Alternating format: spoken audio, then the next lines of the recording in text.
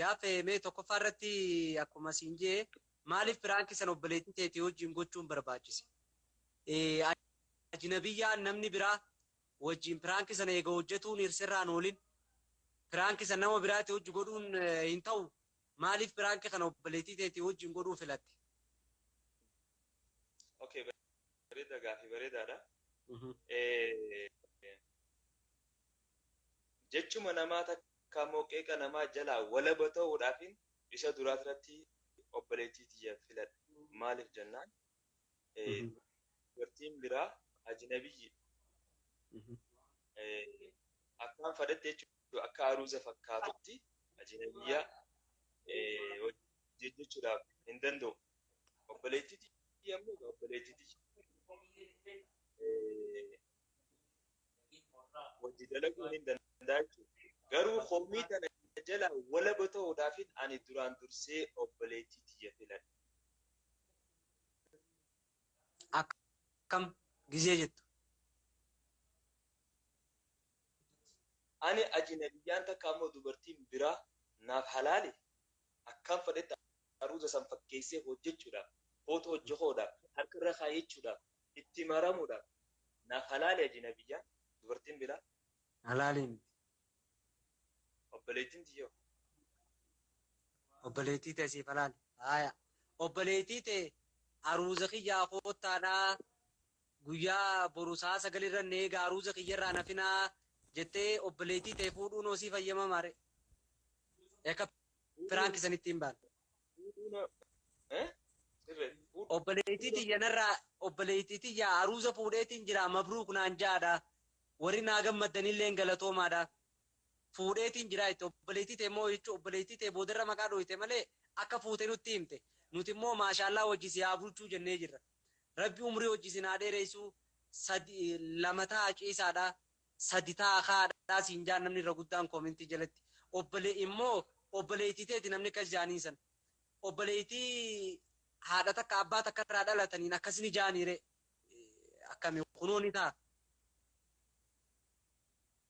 Sanummaa akkasii kun hin ta'u. Wanti takka yeroo hojjettu takka tola fakkaatteeti booddeensi hamtuudha. Takka immoo hamtu fakkaatee booddeensi tola. Haa ta'u garuu niin tolchaatu dogongora kana fideemi. Garuu ammoo jechi garagaraatiif namoonni garagaraa akka waan kana keessaa ibboo dandeebin nama taasisa. Saniifuu dogongora bakka ati dogongoreen beekaa. Maalirraa akka keessan hin beekaa jechuudha. Gizee jettu fakkeenyaaf jechuun namoonni immoo waan kana harkanii siqeequun amma ani fakkeenyaaf ati ammoo wanni kun akka badiitti fudhatamu yaani wanni kun akka piraankitti fudhate immoo waan hojjette kana badii tana piraankuma jetteeti itti dhiiftamoo wanni kun dogoggora jetteeti ofitti fudhatamee akka yaada keetitti. Ani amma akka kiyyatti piraankiidhaa jeetiin hojjedheemi. Dogongora kiyyasan amma warri ibsanaa godhuu qabu bakka kanaa dogongora waan hin fakkaan safuu amantii keenyattis akka aadaa teenyattis oromummaattis kun safuudha. Kan naan jeenna gorsu eenyu yoo inni nan dogongora. Ani dogongoraadha. Garuu immoo kadhata kiyya kana osoo natti hin himne jechoota garagaraa si arrabsuu jecha isin jechuu kuni dogongora kan keessi ni beeksisa.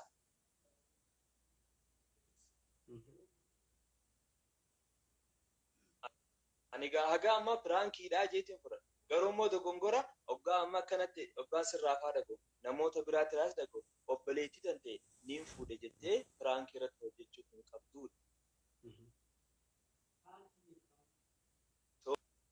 Tole wajji rafee sanoo eessaa fidatan namoonni gari akka murtii guutoo jaaniin gurbaa murtii guutoo jaamusan. Eessaa fide wajji rafuu fayyasan eessatti akka.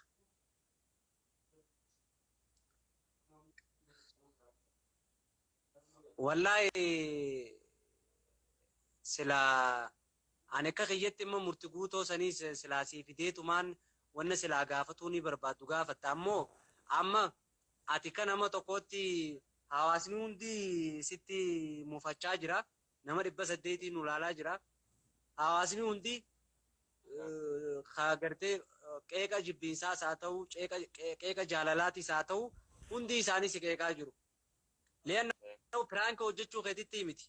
Namni dubbii kana kaasaa jiru.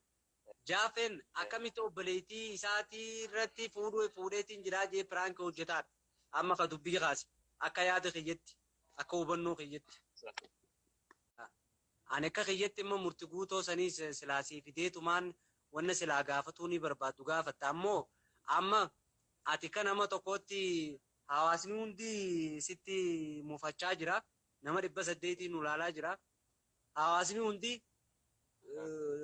gartee qeeqa jibbiinsaas haa ta'u, qeeqa jaalalaatis haa ta'u, hundi isaanii si qeeqaa jiru. Leennoo piraanka hojjechuu keetitti miti. Namni dubbii kana kaasaa jiru. Jaafeen akkamitti obboleettii isaatii irratti fuudheetiin jiraa jee piraanka hojjetaadha. Amma ka dubbii kaase. Akka yaada kiyyetti, akka hubannoo kiyyetti. Jecha ammaa ta'etti sanillee waan kana fidee natti fakkaata. Jechuun amma reefuun tan obboleessi keetillee tiktook irratti illee guudhufu wanna takka naa kaasee ture. Nama biraa takkallee finnee dhufne waan natti wanti akee. Yaani jechuun waan kana nama biraati hojii mokorteetti dadhabdeemu. Piraanki kana ajnabiyyaa biraa fiddeetti mokortee dadhabdee obboleettumatti yerra wayyeettee fiddeemu akkam. Bakka biraa bakka wajji walqa qabachuu footoo hojii kaka'uu kana hin qabne ni jira. Piraankiin kun jechuun piraankii gosa biraati sanganaadha. Sanii fi isii sanii fi obboleettii isaan lamaan kana dhiyaata. Garuu ammoo bakka aruuzaa kanatti bakkaan akkaan fedhe footoo hojii danda'u kanatti obboleettii yaa fudhatte jechuudha. Amma duba hawaasa kanaan maal jette reetima? Hawaasa kana mufachiiftee, rifachiiftee, hawaasni kun dhugaa dubbachuuf wanti kun Oromoo keessa yeroo takkaffaan na fakkaata. Piraankiin kun haaree Oromoodhaaf. Waan haaree fiddee, waan haaree hawaasa fiddee kana gaa hawaasni waan haaree harkee amma anis fakkeenyaaf marruu shawufaanis gaafa jaartiin isaanii biyya alaa jiran fuudhuuf hin deema jaanii aruuza godhatanii numa agarsiisan. Garuu wanni san obboleettii osoo ta'ellee anamma fakkeenyaaf jaartiin tiyya biyya alaa jiraattee aruuza godhadheetiin jiraa jee irratti dalage obboleettii tiyya jee yoo wa'atimma obboleettii tiyya ta'e ibsuun sammaa barbaachisiree boodarra. Eega daleeyite obboleettii teetee wajjin piraanki ta'uus nutti himte piraanki jetteetuma ittiin dhiiftu yoo obboleettii tiyyaa jettee hawaasatti maa gabbaaf tare obboleettii tiyya wajjin waan kana hojjedhe. Leennoo maaliif akkaataan ati itti hojjette wallahi aktara ajaa'ibaa maashaallah dandeettiillee itti qabda. Maashaallah garuu aruuza haflallee goone beeteeti akka haflallee miti akkaatuma aruuza sargii guddaa gooteeti beetee akkaataan ati itti dhiyeessitellee. Yaa ugaa kanaafuu wanni san maa barbaachisa obboleettii tiyyaa jaanii ibsuun sanoo maa barbaachisiree jaaffee qabu.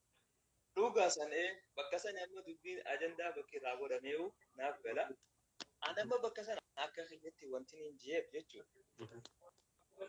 Namoota tokko warra naqeetu jira duraan jechuudha. Waan kana alatti isheen dhalaa takka wajjin dalagu viidiyoo jechuudha. Dhalaa jina biyyaa wajjin viidiyoo hojjetaa takka hojjettaati. Dhalaa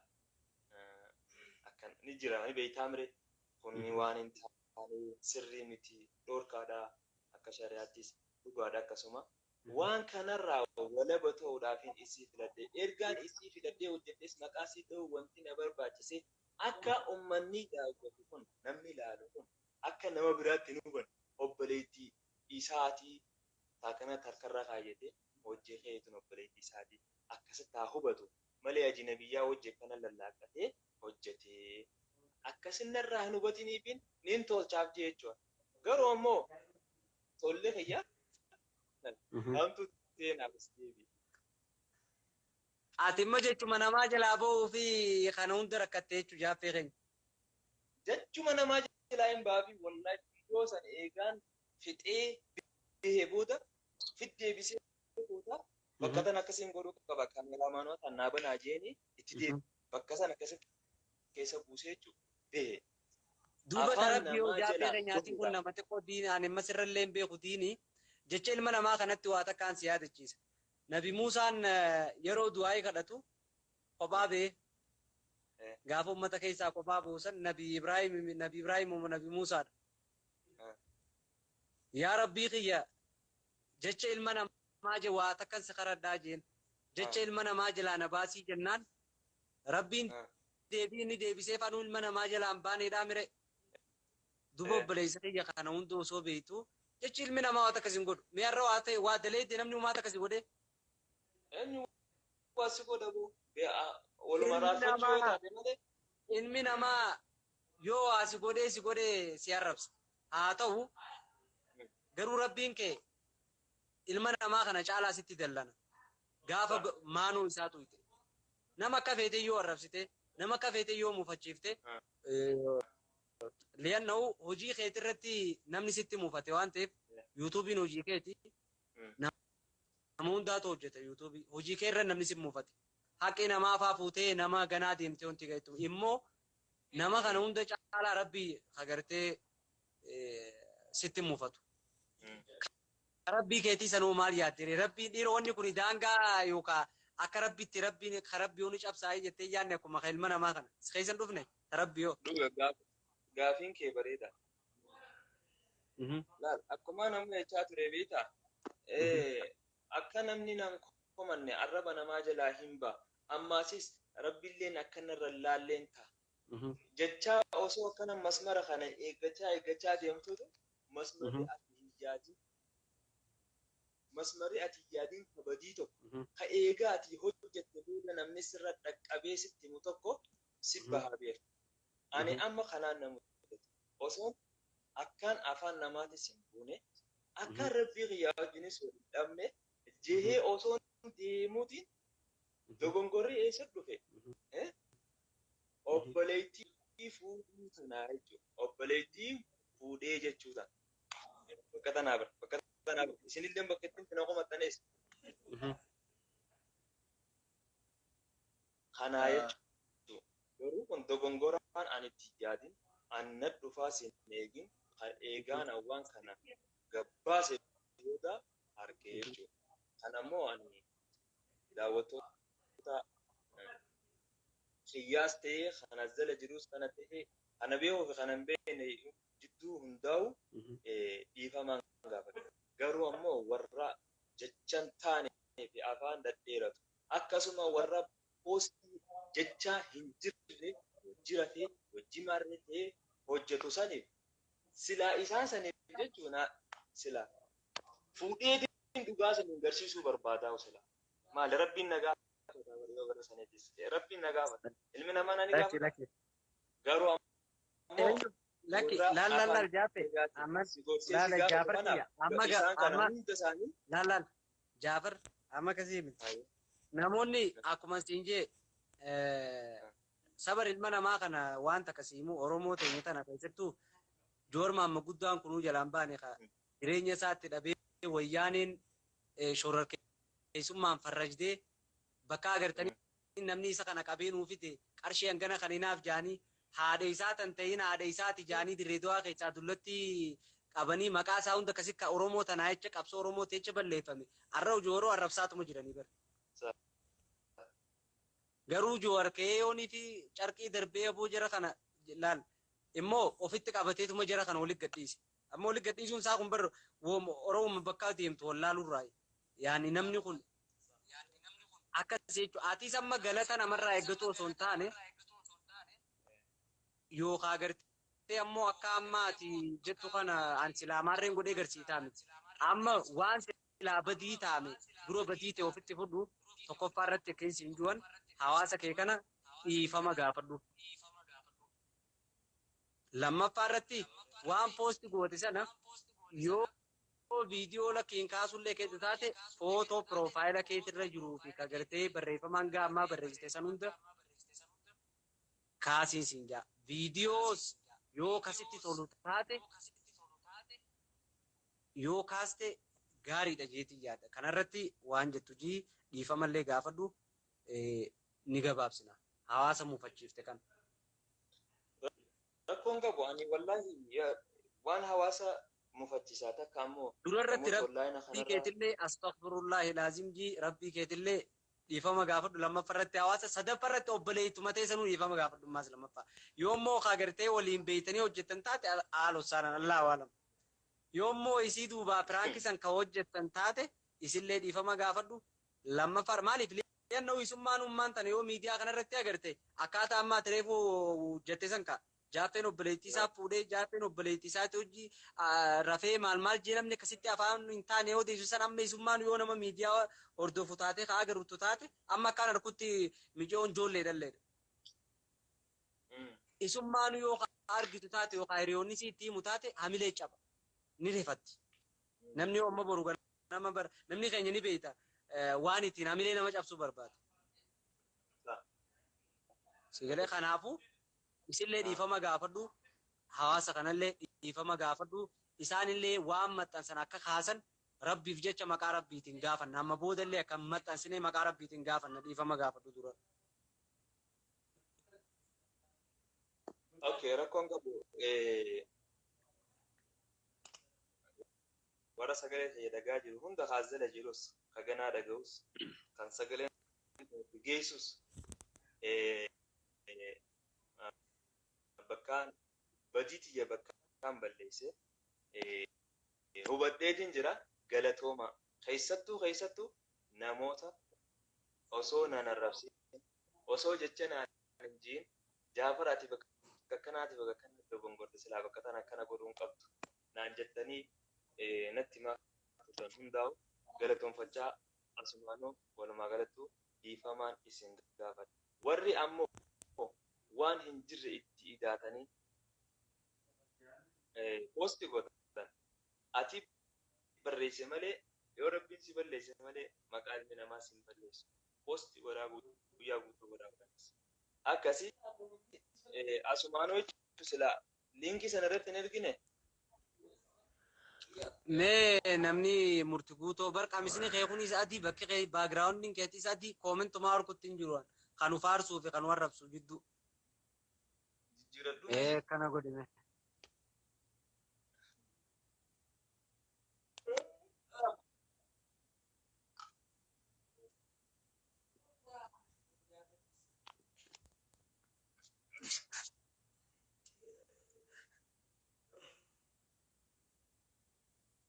Mee jara keenya namoonni gartee murti guutoo jalatti feesbuukii waliin qabdan anis dhaqee ittiin himu inshaallah nin kaasisiisa yookaan isa anuma irratti dhiisiu ana kaasisiisa. Dhageesse? Dhugaa kaasisuun kaasita garuu gaafii lama qofaan qabaaf isa. Gaafii lama qofa. Silaa jechuudha.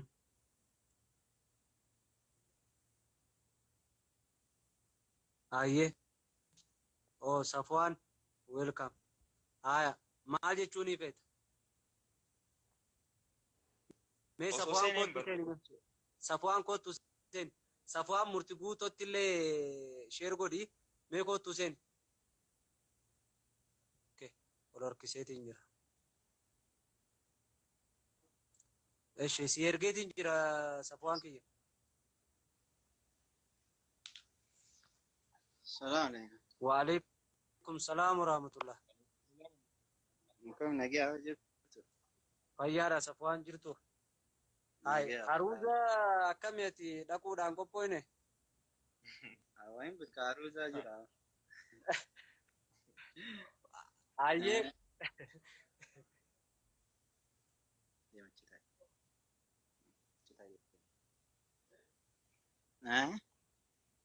Keenyaa jirta niin beekechuun haruuza anis bara akkuma keeti amma kuno dheengadduman anis kalee mookanaan irra dhufe wallahi biraan dhaqa jeetiin qophiitti jira namma gaa piraankii ta'uus gaafan arke okkee piraankii eegate jeetuma itti dhiisa ammoo warruma kuno eegumanni obboleettiitiyyaa wajjin akkana jeetti namni ol bee xiqqoo rirrifate malee piraankii akka ta'e namni hedduun amma koomentii isaa jala yoo agarte eeganni osooni viidiyoo waliin baasin dura piraanki nun godhin qofa jaaniin walleen amma dura piraanki godhee tureen saaruus irratti. Namni ni beeka isa kana inni sodaatan fuudhu saniifi. Akka fuune beekaniif dura baran beekta. Kanasiitu itti gaafatama saayiba keeti. Haa ta'u gaafoo tooppika keenya irratti deebinaa dhugaa namni takka beekta badiisaatu gafi beeke wanni hundi xumurame. Namni keenya ni beekta ajandaa barbaadaa waan arge kanarratti wal gorfachuunis oduma jiruuti waan takka iji harkatan sanirra waa hedduu balleessan beekte.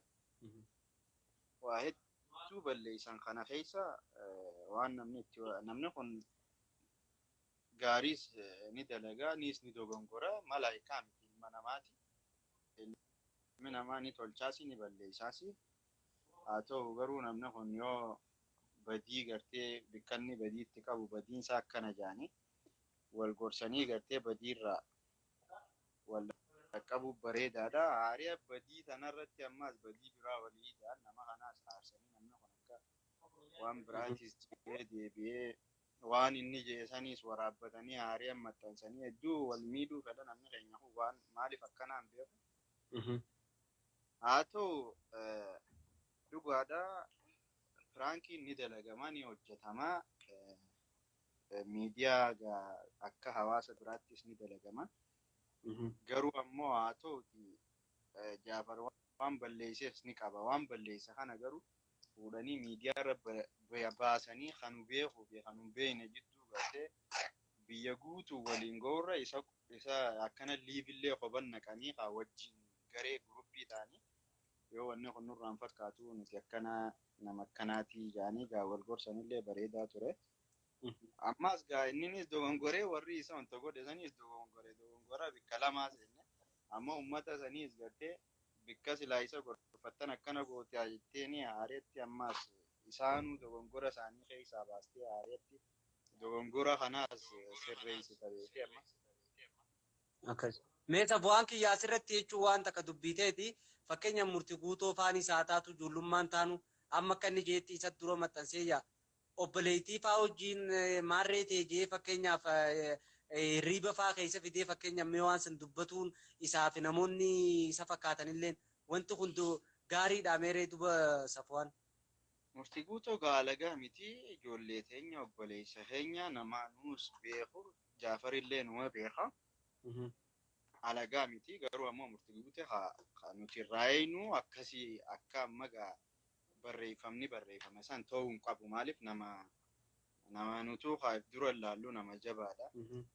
Murtii guute gartee namni tokko gartee ni balleessa dhugaadha. Inninis amma nama daawwitii teenya odoo Jaafaruu balleessee jiru deebi'ee inninis gisee balleesse namni dura ilaallu kun rakkoo beekte murtii guute jechuun dhugaa hedduu nama keenyaafis rakkatuun akkaan beekutti nama itti dhiyaadhee harkeessi hedduu nama jabaadha. Kanaafuu inninis gartee ilmi namaa numa balleessa takkaa aaraatu isa godhuu mala namni hundi gartee akka ati yaadutti yaadu amma akka Jaafar yaadutti yaaduu hin danda'u atis yaaduu hin dandeessu namni irra guddaan akka biraa fudhatee jira.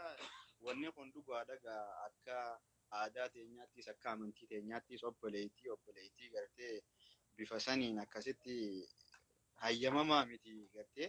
Haa ta'u garuu obboleeyyan keenya kun akka inni Jaafaritti yaade daranitti akka inni yaade odoo hin ta'in akka biraa yaadaniiti isaan gaa jechoota laalafeellee nama tokko jechaa jiranii. Kanaafuu babal'achaa jira amma gartee yeroo ammaan tana waan kana dhaamsanii Jaafaris dhugaadha balleessa namni niin hojjeta jeetis badiis keessanii bu'aa. Haa ta'u waan akkana sooshaal miidiyaa gubbatti ni beekta wallaahi silaa wanni gaa yoo ni hojjanna jenne beeytee akka gaa hawaasa faranjiitii fi biyyoota adda addaa yoo ni hojjanna jenne waa hedduu jira garuu waa hedduu ammaas tanuma nu qabdu jira amantiin nu qabdu. Safwaan kiyya si afaaniillee qaba. Bar hadiisni kunuu bar akkaataa hawaasaatiin himama obboleessa kiyya. Hadiisnummaan rasuulaa kun amma bar silaa shari'aan too'ee waan hambifte qabdi. Ammoo mee fakkeenya mee sheeka feete gaafadhu hadiisni ilmi dhiiraa tokko dhaabbattee fincaanuun haraamijuu hin jiru.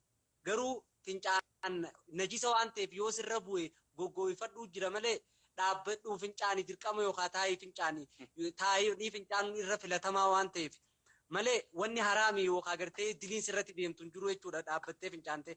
Ammoo safuwaan irraan tana dirree do'aa keessa dhaabbattee yookaan harar keessa dhaabbattee yoo fincaante irraan tana namni ishi tole siin ijaa.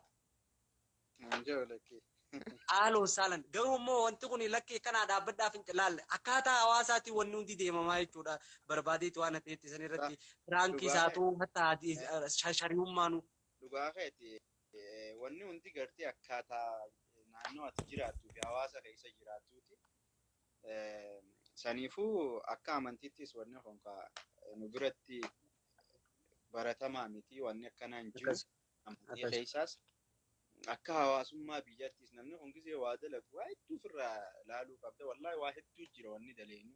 Namni gaa maallaqaaf jaamalee oduu maallaqaaf daleene viidiyoo tokkichi qarshii doolaara 1000 meeqatti shalagamu ni daleena. Garuu maallaqaaf miti ka dalagamu jechuu yoo maallaqaaf jette qalbiin teetuun ni baatii oduu maallaqa laaltu addunyaa keessaa baata.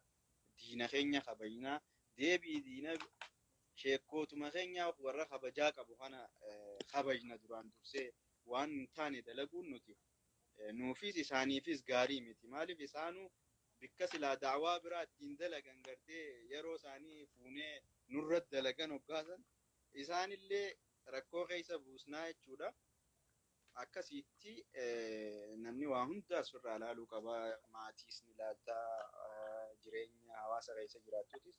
Akkasitti haala dandeenyutti ifumarraa eenyu jechuu gisee waa daleenya warri sooshaal miidiyaa irra jiru kana namni keenya ni beektanii waan xiqqoo takka barbaada waan xiqqoo takka qabatee